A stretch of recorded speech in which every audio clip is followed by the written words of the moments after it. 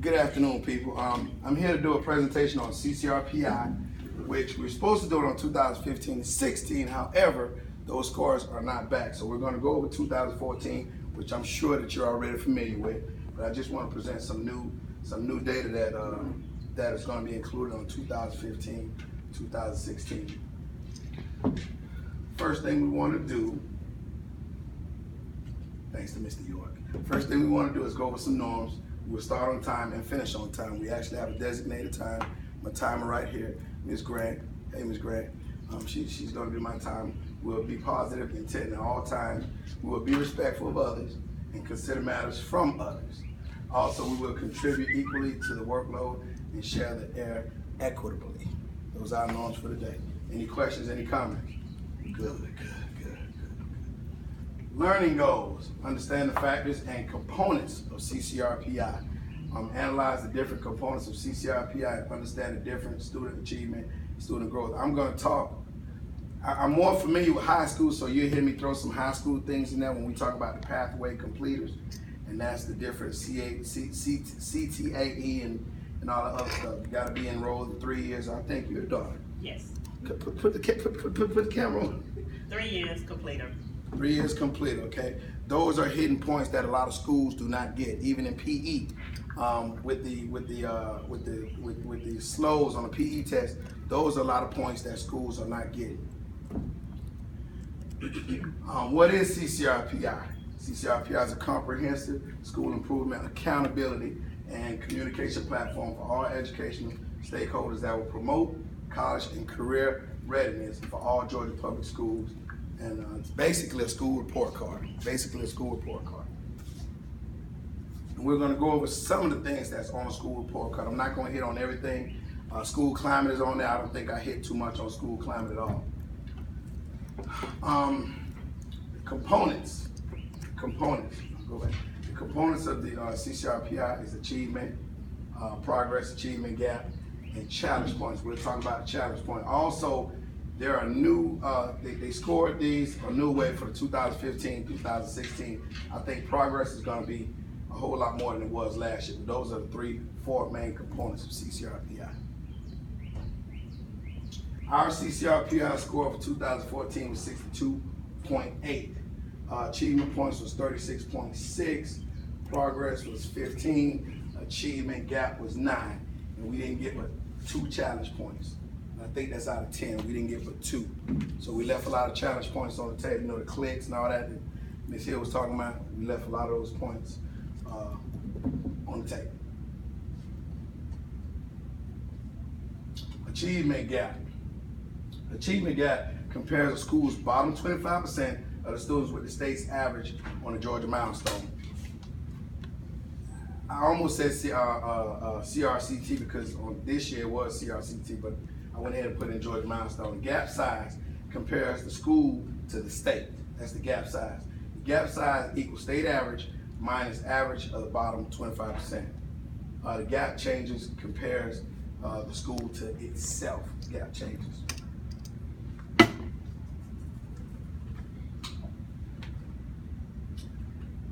Achievement gap size continued. 1.5 or greater equals 0. 1.2 minus 1.2 to 1.49 equals 1, and 0.9 to 1.19 equals 2, and less than 9 is 3 points. And they're comparing you to the top of the state, and that's where we get those numbers.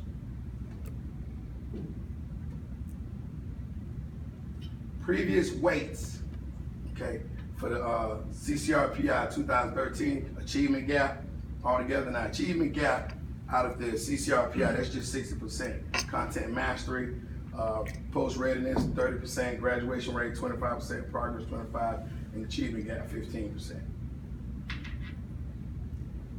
And achievement is the current weights. Achievement now is 50%, where the content mastery 40. We'll talk about post readiness, graduation rate more so to the high school, progress, and achievement gap. If you notice on the last one, the progress was, I think, 30%, now it's 40%. So they're really looking at progress for 2015, 2016 CCRPI.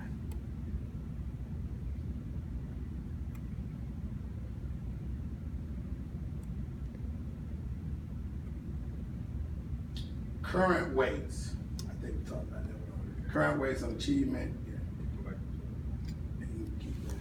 Okay. That's that one. That's that one. Yeah, we talked about achievement points 50%. CRCT, the content mastery. There are 14 content masteries. First one is percent of students scoring or meets or exceed in ELA. Okay, required participation rate 95%. Percent of students scoring at meets or exceed in reading, required percent 95%. Percentage of students scoring or meets or exceed in mathematics. Percentage of students scoring or meets or exceed in science. Percent of students scoring or meets or exceed in social studies. And these are the 14% of students. Percent of students scoring meeting in ELA. I think I did this one. Post middle school readiness. Percent of English learners with positive movement for one performance band or higher performance band as measured by access for ELA. Percent of students with disabilities served in general education environment greater than 80% of the day. Now, are they talking about that inclusion? Okay, and I notice a lot of schools are going from, which is kind of a problem, or what do you think? It can be a combination of both, because if they're not ready to be in inclusion, they shouldn't be in, but their push is for inclusion. And they cannot be ready both academically and behaviorally. Okay. Which is presenting a problem. Percentage of students scoring or at meets or exceed on the grade 8 writing assessment. Percentage of students in grade 8 achieving a Lexile measure equals or greater to 1050. Percentage of students completing 2 or more state-defined career-related assessments inventory by the end of, I want to say, 8th grade year.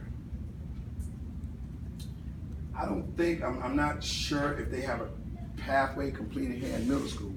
I haven't seen it, like high school. When you say pathway, you mean career pathways? Yeah, career pathway. They do start a profile in middle school, but They do. yeah, like they'll go on and they'll select, I think they have to select 5 profiles so that they can see what skills they need to be able to move into those careers. So when do they start that, in the 8th grade? No, they start at These are like 6. Georgia 411. Yeah, Oh, that's what the counselors do, right? Right. That program, Yes. the counselors. You're right, okay. Continuing student attendance rate is also, and that also, percentage of student in grade 8 passing at least 4 courses in content areas, ELA, math, science, social studies, and scoring that meets or exceed on all CRCT Georgia Milestone. Percent of Georgia Milestone assessments scoring that exceeds level ELA, reading, math, science, social studies. In addition to the 14 items, with the College Career Ready Performance Index, middle schools may earn additional points. Percentage of students in grades 6 through 8 earning a passing score at above grade level, scores on the ELA, mathematics, science, social studies.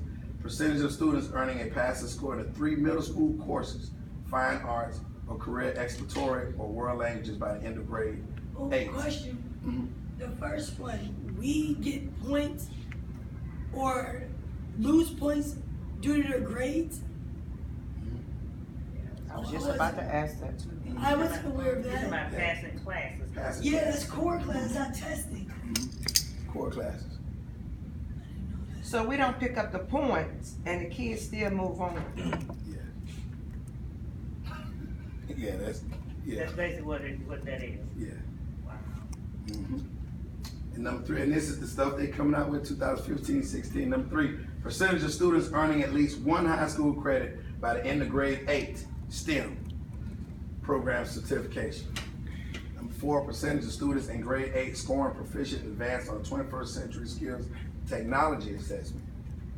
Number 5, percentage of students in grades 6 through 8 with a fully documented fitness gram assessment. Fitness gram assessment is in a PE. They have to do one every semester.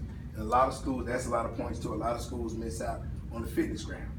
So since this is bonus, if we don't have a lot of kids in those categories, it won't Won't hurt. hurt, no. You just All won't right, so get we the don't bonus. lose much, we just not Kind of gain know, I think points. that's a scholar. Okay. Now, please have your attention.